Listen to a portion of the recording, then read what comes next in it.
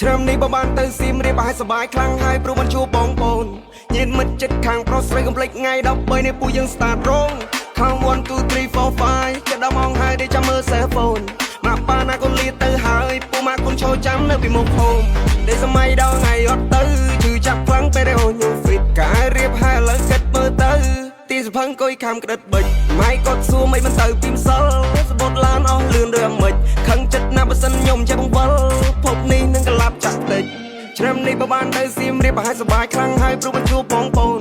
ញៀនមិត្តចិត្តខាងប្រុសស្រីកំភ្លេចថ្ងៃ13នេះពូយើង start រងថង1 2 3 4 5ចិត្តដល់ម៉ោងហើយដែលចាំមើល cell phone មកប៉ាណាកូនលាទៅហើយពូមកកូនឈរចាំនៅពីមុខហូម